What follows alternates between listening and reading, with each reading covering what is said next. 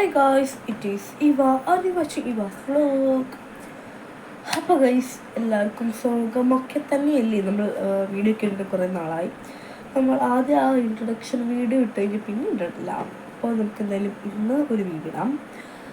ഇന്നെന്ന് വെച്ച് കഴിഞ്ഞാൽ ഇപ്പോൾ എക്സാം ടൈംസ് ഒക്കെയാണ് എനിക്കറിയാം. നിങ്ങളങ്ങനെ വീഡിയോസ് എന്തെങ്കിലും കാണാൻ ഇൻട്രസ്റ്റഡ് അല്ലെന്നും എനിക്കറിയാം. അപ്പോൾ എന്തായാലും ഞാൻ ചെയ്യുന്നതെന്ന് വെച്ച് കഴിഞ്ഞാൽ ഒരു 5 എക്സാം ടിപ്സ് ഫോർ നന്നായി എക്സാം എഴുതാൻ. വരുമ്പോൾ ഞാൻ നന്നായി എക്സാം എഴുതുന്ന ഒരാളോ എക്സ്പെക്റ്റ് ആളോ ഒന്നുമല്ല. ബട്ട് എനിക്കെന്തൊരാഗ്രഹം ഇങ്ങനെ നിങ്ങളോട് ഇതൊക്കെ പറയണം. ഞാനൊരു 2-3 ഞാൻ തന്നെ കണ്ടുപിടിച്ചതാണ്. എനിക്ക് കണ്ടുപിടിച്ചതും എനിക്ക് യൂസ്ഫുള്ളുമായിട്ടുള്ളതൊക്കെയാണ്. അതിലൊരു 2 ഇൻസ്പയർഡ് ഫോർ കടൽ ക്ലൗഡും അതൊക്കെ ഞാൻ എല്ലാം കൂടെ വെച്ച് നോക്കുമ്പോൾ ഇതാവോ അങ്ങനെയാണോ ഇങ്ങനെയാണോ എന്നൊക്കെ നോക്കിയിട്ടാണ് ഞാൻ തുടങ്ങിയത്. അപ്പോൾ നമുക്ക് നേരെ വീട്ടിലോട്ട് പോവാം. അപ്പോൾ നമ്മളെന്തായാലും ഇന്ന് പറയാൻ പോകുന്ന കാര്യത്തിനുണ്ട് എന്താണെന്നൊക്കെ ഞാൻ ആദ്യം തന്നെ പറഞ്ഞു. ഇനി നമുക്ക് എന്താണ് കാര്യം എന്ന് പറയാം. കാര്യം എന്താണെന്ന് വെച്ച് കഴിഞ്ഞാൽ എക്സാംസ് ഒക്കെ ആക്കുമ്പോൾ നമുക്ക് കൂടുതൽ ആൾക്കാർക്കും ഭയങ്കര പേടിയായിരിക്കും. ഇതെല്ലാം പഠിച്ചെടുക്കാൻ പറ്റുമോ, ആ പോർഷൻ പഠിച്ചെടുക്കാൻ പറ്റുമോ, ചാപ്റ്ററൊന്നും പഠിച്ചെടുക്കാൻ പറ്റുമോ. ചിലപ്പോൾ ഈ മാത്സ് ഒക്കെ ആണെങ്കിലും കുറേ ആൾക്കാർക്ക് ഇങ്ങനെ കുറേ പഠിച്ചെടുത്തിട്ട് കുറച്ചൊക്കെ പഠിക്കാൻ പറ്റില്ല. നമ്മൾ ടെക്സ്റ്റ് ബുക്കിലും നോട്ട് ബുക്കിലും നമ്മൾ എഴുതിപ്പിച്ചതൊക്കെ തന്നെ എക്സാമിന് വരണമെന്ന് ഒരു ഇതുമില്ല. വേണമെങ്കിൽ ഇഷ്ടമുള്ളത് ഇതാണ് വരുന്നത് ചാപ്റ്റേഴ്സൊക്കെ ആയിട്ട് വരുമ്പോഴേക്കും. അപ്പം മാത്സ് പഠിക്കാൻ ഭയങ്കര പാടാണ്. പുറത്തെ സോഷ്യൽ സയൻസ് അങ്ങനെ തുടങ്ങിയ വിഷയങ്ങളും പാടാണ് എക്സാമിന് പഠിക്കാൻ. അപ്പം എന്തായാലും ഞാൻ നേരെ കാര്യത്തിലോട്ട് കടക്കാം ഗായ്സ്. അപ്പം എന്തൊക്കെ നേരെ കാര്യത്തിലോട്ട് കടക്കാം. ആദ്യത്തേത് എന്താണെന്ന് വെച്ച് കഴിഞ്ഞാൽ tip number 1, time management. Time management എന്ന് വെച്ച് കഴിഞ്ഞാൽ നമ്മൾ പഠിക്കുന്നതിനല്ല കാര്യം, അത് എത്രത്തോളം നമുക്ക് പഠിച്ചിട്ട് അത് എഴുതാൻ പറ്റുന്നു എന്നതിലാണ് കാര്യം. അപ്പോൾ നമ്മൾ എന്താ ചെയ്യേണ്ടതെന്ന് വെച്ച് കഴിഞ്ഞാൽ ടൈം മാനേജ്മെൻറ്റ് എന്ന് വെച്ച് കഴിഞ്ഞാൽ നമ്മൾ ഇപ്പോൾ ഇനി വരും 10 മിനിറ്റ്സ് ഉള്ളൂ, 15 മിനിറ്റ്സ് ഉള്ളൂ, അത്ര മിനിറ്റ് ഉള്ളൂ എന്നൊക്കെ പറഞ്ഞ് ഇങ്ങനെ എഴുതിയ മാതിരി വളച്ച് കുളിച്ച് എഴുതി വെട്ടും മുത്തൊക്കെ ഇട്ട് എഴുതുകയാണെങ്കിൽ ടീച്ചർ നോക്കണ ടീച്ചറിന് നമ്മൾ എവിടുന്ന് വരണേ. ചില ഇങ്ങനെ പുറത്തുനിന്നൊക്കെ പഠിക്കുക LSS എക്സാംസൊക്കെ ഉണ്ടാവുമല്ലോ, അങ്ങനത്തെ എക്സാംസിനൊക്കെ നമ്മൾ ഇങ്ങനെ എഴുതി വെച്ച് കഴിഞ്ഞാൽ ഒക്കെ അറിഞ്ഞുകൂടും നമ്മൾ ആരാ എങ്ങനെയൊന്നും അറിഞ്ഞു. നമുക്ക് ഒരു നമ്പറേ ഉണ്ടാവുള്ളൂ. അപ്പോൾ അങ്ങനെയൊക്കെ ചെയ്ത് കഴിഞ്ഞാൽ ടീച്ചേഴ്സിന് അറിഞ്ഞുകൂടാ നമ്മൾ ആരാ ഏതാണൊക്കെ. അതിൻ്റെ ഒരു വെച്ചാണ് നമ്മൾ ഈ കാര്യം നമ്മൾ മുതലാക്കിയെടുക്കണം. അപ്പോൾ ഇങ്ങനെ ടൈം മാനേജ്മെൻറ്റ് എന്ന് വെച്ച് കഴിഞ്ഞാൽ നന്നായി ഉരുട്ടി വളച്ച് നന്നായി എഴുതുക.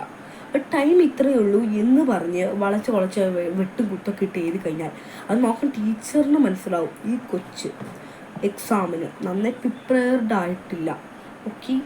അപ്പം ഞാൻ എന്താണെന്ന് വെച്ച് കഴിഞ്ഞാൽ ഇപ്പോൾ നിങ്ങൾ വിചാരിച്ചോ, ഞാൻ ഈ സ്ക്രീനിൽ ഒരു വെട്ടും കുത്തൊക്കെ ഇട്ട ഒരു പേപ്പർ ഇരിപ്പുണ്ട്. ഇത് നിങ്ങൾ ഇമേജ് ചെയ്തോ.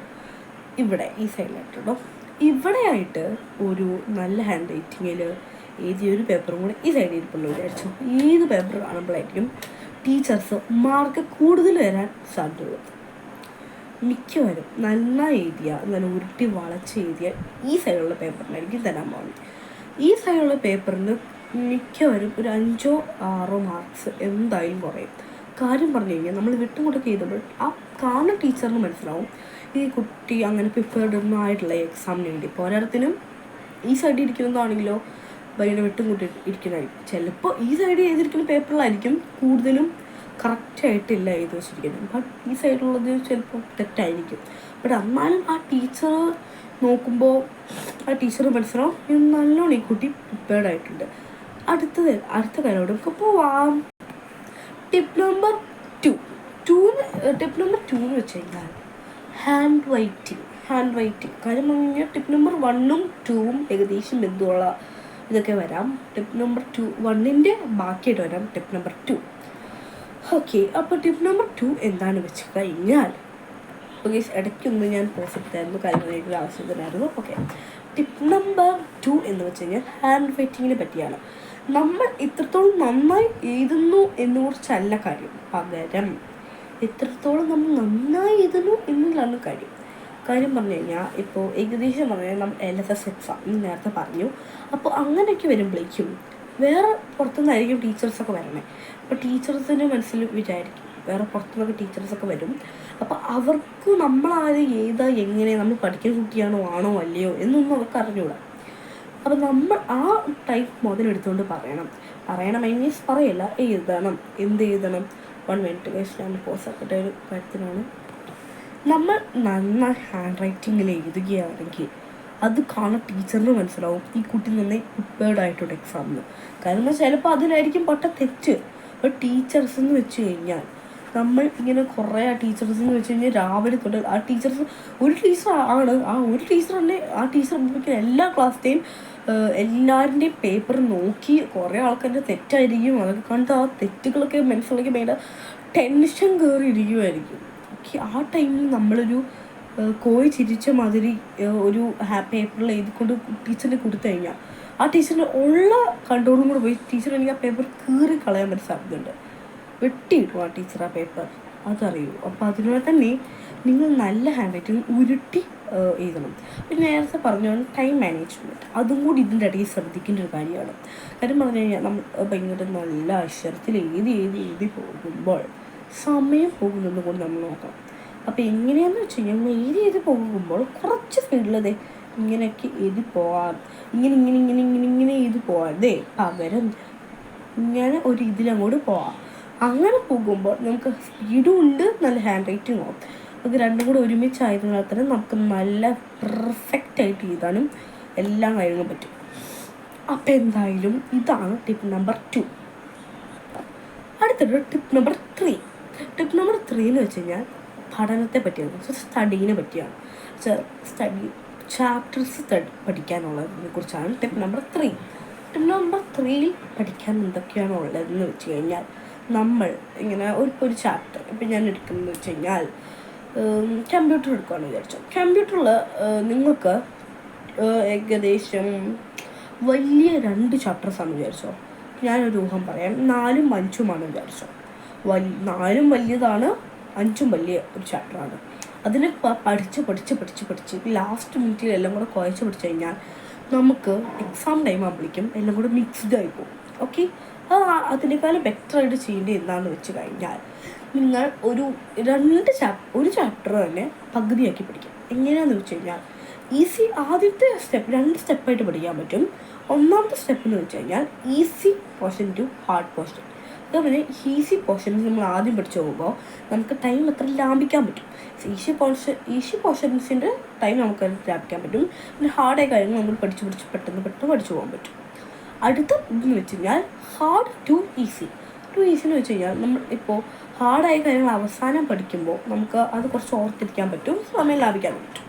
പിന്നെ ഈസിയായ കാര്യം നമ്മൾ ആദ്യം പഠിച്ചു കഴിഞ്ഞാൽ ചിലപ്പോൾ നമ്മൾ പഠിച്ചു വരുമ്പോഴേക്കും ചിലപ്പോൾ മറന്നു. അപ്പോൾ അതിനേക്കാളും നല്ലത് നിങ്ങളുടെ ഈസി ഹാർഡ് എങ്ങനെയുള്ള രീതിയാണോ ആ രീതിക്കനുസരിച്ച് പഠിക്കാം. അപ്പം ഞാൻ എപ്പോഴും പഠിക്കാറുള്ളത് എന്ന് വെച്ച് കഴിഞ്ഞാൽ 2 കൂടെ 2 ആക്കും, ഡിവൈഡ് ചെയ്തിട്ട് അതിൽ ഈ ഹാർഡ് പോർഷൻ ആദ്യം പഠിക്കും, ഈസി പോർഷൻസ് അവസാനം പഠിക്കും. കാര്യം പറഞ്ഞാൽ നമ്മൾ ഹാർഡ് പോർഷൻസ് ടൈമില്ലാത്തപ്പോൾ പഠിച്ചു കഴിയുമ്പോൾ നമുക്ക് ഈസി പോർഷൻസ് വരുമ്പോഴേക്കും സിമ്പിളായിട്ട് പഠിച്ചു തീർക്കാൻ പറ്റും. അതാണ് ഞാൻ പറഞ്ഞത്. പിന്നെ ഈസി പോർഷൻസും ഹാർഡ് പോർഷൻസും പ്രശ്നമില്ല, കുഴപ്പമില്ല. പിന്നെ ഇങ്ങനെ വല്ലതും പോവുകയാണെങ്കിൽ അത് നിങ്ങൾക്ക് എങ്ങനെയാണോ പഠനത്തിൻ്റെ ഒരു ഇത് അതനുസരിച്ച് നിങ്ങൾ പഠിച്ചോ ഗൈസ്. ഞാൻ എന്തായാലും ഇപ്പോൾ പറഞ്ഞിട്ടുള്ളതെന്ന് വെച്ചാൽ ഞാൻ ഹാർഡ് ടു ഈസിയാണ് ഞാൻ പഠിക്കാറുള്ളത്. അപ്പോൾ എന്തായാലും നമുക്ക് അതാണ് ടിപ്പ് നമ്പർ 3. അടുത്തത് ഗൈസ് എന്താണെന്ന് വെച്ചാൽ അടുത്തത് ടിപ്പ് നമ്പർ 4. ടിപ്പ് നമ്പർ 4 എന്ന് വെച്ച് കഴിഞ്ഞാൽ സ്റ്റഡി ടൈം മാനേജ്മെൻറ്റാണ്. നമ്മൾ നേരത്തെ ആദ്യം പറഞ്ഞത് ടൈം മാനേജ്മെൻറ്റാണ്. ഇത് സ്റ്റഡി ടൈം മാനേജ്മെൻറ്റ് എന്ന് വെച്ച് കഴിഞ്ഞാൽ നമ്മളിപ്പോൾ പഠിക്കാൻ വേണ്ടി ഇപ്പോൾ ഈ ഒരു ടൈം തൊട്ട് ഈ ടൈമിൽ നമ്മൾ പഠിക്കുന്നു. അപ്പോൾ എന്താ ചെയ്തതെന്ന് വെച്ച് കഴിഞ്ഞാൽ ഇപ്പോൾ നമ്മളൊരു 13 മിനിറ്റ്സാണ് പഠിക്കാനുണ്ടെന്ന് വിചാരിച്ചു. അപ്പോൾ അതിനകത്ത് 25 മിനിറ്റ്സ് പഠിക്കുകയും അവസാനത്തെ 5 മിനിറ്റ് നിങ്ങൾക്ക് റെസ്റ്റ് ആവുന്ന എന്തെങ്കിലും രീതിയിലുള്ള കാര്യങ്ങളൊക്കെ ചെയ്യാം. കാര്യം പറഞ്ഞു കഴിഞ്ഞാൽ ഒരിക്കലും നിങ്ങൾ മൊബൈൽ നോക്കാൻ പാടില്ല. മൊബൈൽ നോക്കിക്കഴിഞ്ഞാൽ പ്രശ്നം എന്ന് വെച്ച് കഴിഞ്ഞാൽ 1 മിനിറ്റ് ഗായ്സ്. ഓക്കെ, മൊബൈൽ എടുത്തു കഴിഞ്ഞാൽ പ്രശ്നം എന്ന് വെച്ച് കഴിഞ്ഞാൽ നമ്മൾ അതിലിങ്ങനെ കുറേ റീൽസൊക്കെ കാണും. അത് തോണ്ടി സ്കിപ്പ് ചെയ്ത് പോകുമ്പോൾ നമ്മൾ ടൈം ഒന്നും നമ്മൾ അറിഞ്ഞുകൂടാ. അപ്പോൾ നമ്മൾ എന്ത് ചെയ്യുന്നതെന്ന് വെച്ച് കഴിഞ്ഞാൽ നമ്മളിപ്പോൾ ഒരു നല്ല ഒരു പ്ലേസ് ഏകദേശം പറഞ്ഞ വിൻഡോ സൈഡ് ഓഫ് ഏതെങ്കിലും എല്ലാ റൂംസും ഉണ്ടാവും നമ്മുടെ വീട് എല്ലാ മുറിയിലും ഓരോ വിൻഡോ സൈഡ് ഉണ്ടാവും. അവിടെ ഒരു കസേര ഇട്ടോ അവിടെ ബെഡിൻ്റെ അടുത്താണെങ്കിൽ അവിടെ ബെഡിൻ്റെ അടുത്തോ ഒക്കെ നോക്കി ഇങ്ങനെ കുറേ നേരം ഒന്നുമല്ല, നിങ്ങൾക്ക് വെച്ചിരിക്കുന്ന 5 മിനിറ്റ്സ് വയ്ക്കാം, എനിക്കൊരു സെപ്പറേറ്റ് ആയിട്ട് വയ്ക്കാം. അത് 25 മിനിറ്റ്സ് പഠിക്കാം. അപ്പോൾ അലാറം അടിക്കും. അലാറം അടിച്ച് കഴിഞ്ഞാൽ തന്നെ വീണ്ടും നമുക്ക് 5 മിനിറ്റ്സ് അലാറം വയ്ക്കാം. അത് കഴിഞ്ഞ് വീണ്ടും 5 മിനിറ്റ്സ് കഴിയുമ്പോഴേക്കും നമുക്ക് വീണ്ടും ചെയ്യാം. അപ്പോൾ അതാണ്. അപ്പോൾ നിങ്ങൾ എന്ത് ചെയ്യുന്നത് വെച്ച് കഴിഞ്ഞാൽ ഫസ്റ്റ് തന്നെ 25 മിനിറ്റ്സ് പഠിക്കുക. അത് കഴിഞ്ഞിട്ട് 5ാമത്തെ മിനിറ്റ് നമ്മൾ ഏതെങ്കിലുമൊക്കെ ജനാലിയും അങ്ങനത്തെ ഭാഗങ്ങളിലൊക്കെ പോയിരുന്നിട്ട് കുറച്ച് നേരം റിവിഷൻ ചെയ്യും. അപ്പോൾ ഇതൊക്കെ പഠിച്ച് എന്നൊക്കെ പറഞ്ഞ് എന്തൊക്കെ പഠിച്ചത് അതൊക്കെ മനസ്സിലൊന്ന് പെട്ടെന്ന് ഇമാജിനേറ്റ് ചെയ്യുക. അപ്പോൾ നിങ്ങൾ 1 hour ആണെങ്കിൽ ഒരു 10 മിനിറ്റ്സ് ഒക്കെ 20 മിനിറ്റ്സ് ഒക്കെ എടുക്കാൻ പറ്റും. ഓക്കെ, അപ്പോൾ നിങ്ങൾ ടൈം അനുസരിച്ച് ഒരു 5 മിനിറ്റ്സ് കുറച്ച് വന്നാൽ മതി. ഓക്കെ, അപ്പോൾ അതാണ് ടിപ്പ് നമ്പർ 4. അപ്പോൾ ഗൈസ് അടുത്ത ടിപ്പ് എന്ന് വെച്ച് കഴിഞ്ഞാൽ ടിപ്പ് നമ്പർ 5 എന്ന് വെച്ച് കഴിഞ്ഞാൽ റിവിഷൻ ടൈമാണ്. റിവിഷൻ ടൈം എന്ന് വെച്ച് കഴിഞ്ഞാൽ ഇനി എക്സാമിന് വരും 1 ഡേ ഉള്ളൂ. 1 ഡേ ഉള്ളെങ്കിൽ നമ്മൾ എന്ത് ചെയ്യണം, ആ ഡേയിൽ നമ്മൾ പഠിച്ചതിനെ ഓരോരോ ക്വസ്റ്റ്യൻസ് ആക്കിയിട്ട് അതിരുന്ന് പഠിക്കണം. ഓക്കെ, അങ്ങനെ എല്ലാ വിഷയവും maths, Malayalam, English, social science, basic science, GK അങ്ങനെ തുടങ്ങിയ എല്ലാ വിഷയവും, environmental science, craft and art, അങ്ങനെയൊക്കെ പറഞ്ഞ് മ്യൂസിക്, അങ്ങനെ കുറേ വിഷയങ്ങൾ ഉണ്ടാവില്ല നമുക്ക്. അപ്പോൾ ആ വിഷയങ്ങളൊക്കെ അതൊക്കെ ഓരോ ക്വസ്റ്റ്യൻസ് ആക്കുക, കുഞ്ഞു ക്വസ്റ്റ്യൻസ് ആക്കിയ അതിൻ്റെ പാഠഭാഗത്തു നിന്ന് അതിന് ഓരോ ക്വസ്റ്റ്യൻസ് യൂണിറ്റ് ഒക്കെ ചെയ്യുക. അത് കഴിഞ്ഞ് നിങ്ങളെ എൽഡേഴ്സ് ഉണ്ടാവുമല്ലോ, നിങ്ങളുടെ മൂത്ത ആൾക്കാരൊക്കെ, അവരോടൊക്കെ ഒന്ന് യൂണിറ്റ് ടെസ്റ്റൊക്കെ ചെയ്യാൻ പറയാം. അപ്പോൾ അതൊക്കെയാണ് നമ്മൾ റിവിഷൻ ഡേയിൽ ചെയ്യേണ്ടത്. അവസാനത്തെ ദിവസം ഇതൊക്കെയാണ് ചെയ്യേണ്ടത്. ഇതൊക്കെ ചെയ്ത് കഴിഞ്ഞാൽ പിന്നെ അവസാനം നിമിഷം എല്ലാം കൂടെ വലിച്ച് പറക്കി എഴുതണ്ട. പിന്നെ എക്സാമിന് നേരത്തെ ചെയ്യാനുള്ള കാര്യം ഞാൻ ഫസ്റ്റ് തന്നെ പറഞ്ഞു തന്നു, അത് അവസാനം പറഞ്ഞാൽ മതി ഞാൻ വിചാരിച്ചു. പിന്നെ എന്നെ കൊണ്ട് പറ്റാത്ത കൊണ്ടാട്ടോ ഗൈസ്. അപ്പോൾ ഗൈസ് ഇതൊക്കെയാണ് ഇതിൻ്റെ മെയിൻ ഐറ്റം. 5 ടിപ്സ് ഓഫ് പഠിക്കാനുള്ള 5 കാര്യങ്ങൾ കേട്ടോ. എല്ലാവർക്കും ഈ 5 കാര്യങ്ങളും മനസ്സിലായി എന്ന് ഞാൻ വിചാരിക്കുന്നു ഗൈസ്. കാര്യം പറഞ്ഞു കഴിഞ്ഞാൽ ഞാൻ ഒരു ദിവസം പഠിക്കുന്ന കാര്യങ്ങളെല്ലാം വെച്ചാണ് ഗൈസ് ഞാൻ നിങ്ങളോട് പറഞ്ഞത്. ഇതൊക്കെ നിങ്ങൾക്ക് എന്തായാലും യൂസ്ഫുൾ ആവും. പ്രത്യേകിച്ച് റിവിഷൻ ടൈം ഉറപ്പായിട്ട് ഞാൻ ഒരു 100% നിങ്ങളോട് പറയുന്നു. ഇപ്പോൾ ഒരു 19% ഉണ്ടെങ്കിൽ ഒരു 100 കൂട്ടിക്കോ, അതിൽ 90% ചാൻസ് ഉണ്ട് നിങ്ങൾക്ക് റിവിഷൻ ചെയ്ത എക്സാമിന് ഒരു ജയിക്കാൻ. ഓക്കെ, അപ്പോൾ ഞാൻ പറഞ്ഞ 5 കാര്യങ്ങൾ നിങ്ങൾ എന്തൊക്കെ ചെയ്തില്ലെങ്കിലും അവസാനത്തെ കാര്യം റിവിഷൻ ഉറപ്പായി ചെയ്യുക. റിവിഷനും ഹാൻഡ് റൈറ്റിംഗ് കാര്യവും അത് രണ്ടും ഉറപ്പായി ചെയ്യുക. ഒന്ന് പഠിച്ചില്ലെങ്കിൽ ഹാൻഡ് റൈറ്റിംഗ് നന്നായി എഴുതി കഴിഞ്ഞാൽ എന്തായാലും ഒരു 5 മാർക്സെങ്കിലും നിങ്ങൾക്ക് ഒരു ക്വസ്റ്റ്യൻ കിട്ടും. അത് വെച്ച് കൂട്ടുമ്പോൾ തന്നെ അറിയാം, നമ്മുടെ ഓൾറെഡി ഉള്ള മാർക്ക് ലിസ്റ്റ് നോക്കുമ്പോൾ തന്നെ നമുക്ക് അറിയാൻ പറ്റും ഒരു നല്ല മാർക്ക് തന്നെ കിട്ടും ഗൈസ്. അപ്പോൾ എന്തായാലും ഇത്ര ഉള്ളൂ ഗൈസ് നിങ്ങളുടെ വീഡിയോ, നിങ്ങളുടെ സോറി മൈ വീഡിയോ. അപ്പോൾ ഇന്നത്തെ വീഡിയോ ഇത്രേ ഉള്ളൂ. അടുത്ത വീഡിയോ ബൈ ബൈ. അടുത്ത വീഡിയോ ബൈ. അപ്പോൾ എന്തായാലും ഓക്കെ ബൈ ബൈ ഗൈസ്. അപ്പോൾ എക്സാമൊക്കെ നിന്ന് എഴുതിയിട്ട് വരാം. Bye bye.